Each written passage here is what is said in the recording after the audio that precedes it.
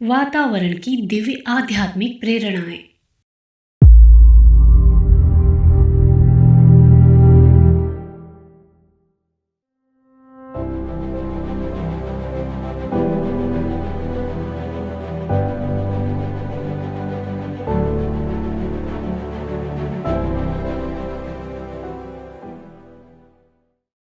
आध्यात्मिक वातावरण में रहने से व्यक्ति के तन मन व जीवन की आध्यात्मिक चिकित्सा स्वतः होती रहती है।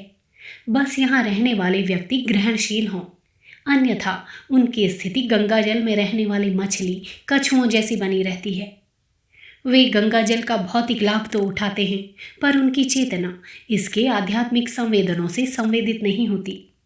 इसके विपरीत गंगा किनारे रहने वाले, गंगा जल से पूजा अर्चना करने वाले तपस्वी योगी पल पल शरीर के साथ अपने अंतर मन को भी इससे धोते रहते हैं। उनमें आध्यात्मिक जीवन की ज्योति निखरती रहती है। श्रद्धा और संस्कार हों, विचार व भावनाएं संवेदनशील हों, तो आध्यात्मिक वातावरण का सानिध्य जीवन में चमत्कार पैदा किए बिना नहीं रहता। बरसात हो तो मैदान हरियाली से भर जाते हैं। हवा का रुख सही हो तो नाविक की यात्रा सुगम हो जाती है। यही स्थिति वातावरण की वैचारिक एवं भावनात्मक ऊर्जा के बारे में है। यदि ये ऊर्जा प्रेरक और सकारात्मक है तो वहाँ रहने वालों के मन स्वयं ही खुशियों से भरे रहते हैं। अंतर्मन में नई नई प्रेरणाओं का प्रवाह उमड़ता रहता है। जीवन सही दिशा में गतिशील रहता है और उसकी दशा संवरती निखरती रहती है। इसके विपरीत स्थिति होने पर मन में विषाद और अवसाद के चक्रव्यूह पनपते हैं। प्राण शक्ति स्वयं ही क्षीण होती रहती है। जीवन को अनेकों आधियां व्याधियां घेरे रहती हैं। इस सत्य को वे सभी अनुभव करते हैं जिन्हें वातावरण की सूक्ष्मता का ज्ञान है।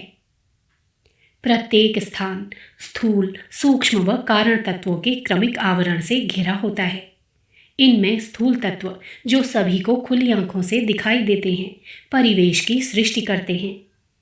आसपास की स्थिति, बिल्डिंग, इमारतें, स्कूल, संस्थाएं, वहाँ रहने वाले लोग, इसी से परिवेश का परिचय मिलता है।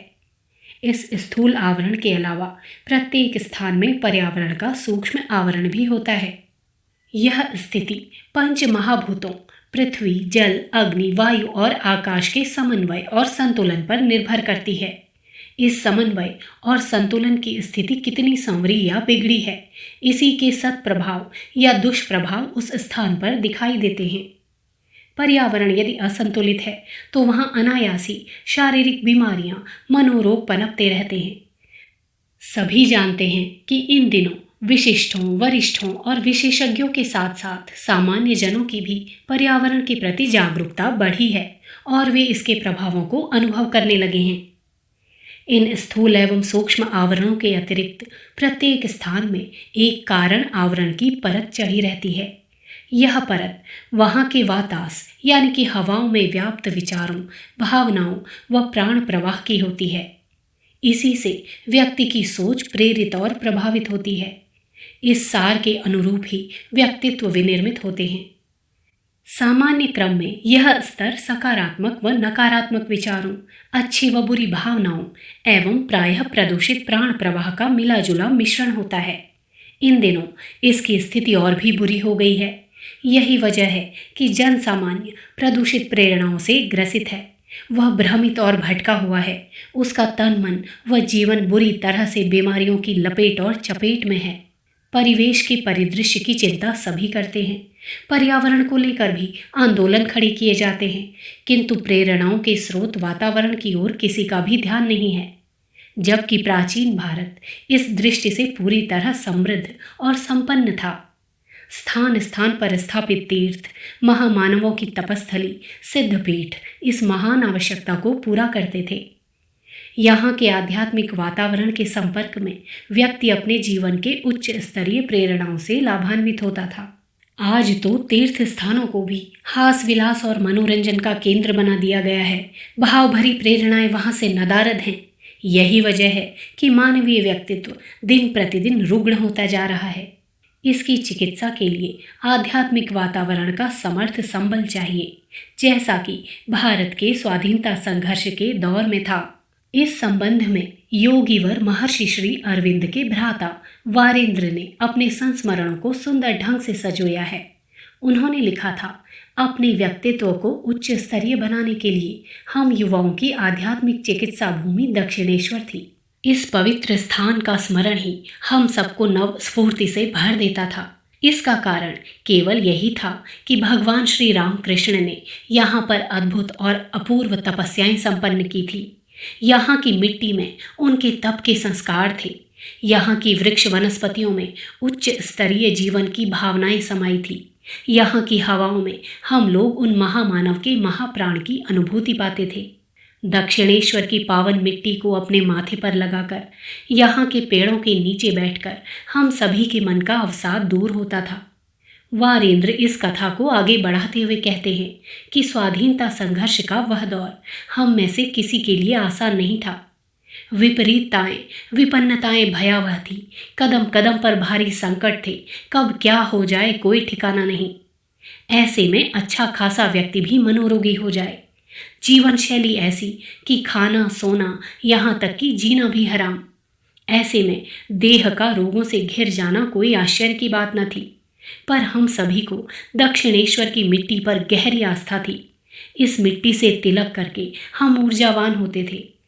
यह भूमि हमारी सब प्रकार से चिकित्सा करती थी। इस आश्चर्यजनक किंतु सत्य का मर्म आस्थावान ही समझ सकते हैं। यह अनुभव कर सकते हैं कि वातावरण की आध्यात्मिक प्रेरणाएं किस तरह से व्यक्ति को प्रेरित, प्रभावित और परिवर्तित करती हैं। वारेंद्र की इस अनुभूति कथा की आगामी कड़ी का सच ये है कि महर्षि श्री अरविंद को जब अंग्रेज पुलिस कप्तान गिरफ्तार करने उनके कमरे में आया तो उसे एक डिबिया मिली। इस डिबिया में दक्षिणेश्वर की मिट्टी थी। साधारण सी मिट्टी इतने जतन से रखी गई थी। अंग्रेज कप्तान को इस पर बिल्कुल भरोसा ना हुआ। उसने कई ढंग से पूछताछ की, जांच पड़ताल की, पर कोई उसके मन मुताबिक निष्कर्ष ना निकला, क्योंकि उस मिट्टी को वह बम बनाने का रसायन समझ रहा था। उसने उसे प्रयोगशाला में परीक्षण के लिए भेज दिया। प्रयोगशाला के निष्कर्षों ने भी उसे बेचैन कर दिया, क्योंकि ये निष्कर्ष भी उसे मिट्टी बता रहे थे, पर वह मानने के लिए तैयार नहीं था कि ये मिट्टी हो सकती है। सभी क्रांतिकारियों ने इस पर उसका खूब मजाक बनाया। वारेंद्र ने इस घटना पर अपनी टिप्पणी करते हुए लिखा था कि वो अंग्रेज कप्तान एक अर्थों में सही था। वो मिट्टी साधारण थी भी नहीं, वह एकदम असाधारण थी, क्योंकि उसमें दक्षिणेश्वर के परमहंस देव की चेतना समाई थी, जो हम सभी के जीवन की औषधि थी।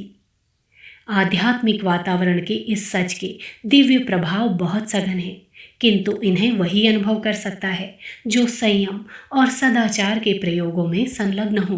पुस्तक आध्यात्मिक चिकित्सा, एक समग्र उपचार पद्धति, लेखक डॉक्टर प्रणव पांड्या। अगर आपको हमारी ये वीडियो पसंद आई हो तो इसको लाइक करें, कमेंट और शेयर ज़रूर करें और हमारे YouTube चैनल ऋषि चिंतन को सब्सक्राइब भी कर लें। साथ ही बेल आइकन को भी दबाएं ताकि आपको आने वाली वीडियोस की नोटिफिकेशंस मिलती रहें। धन्यवाद।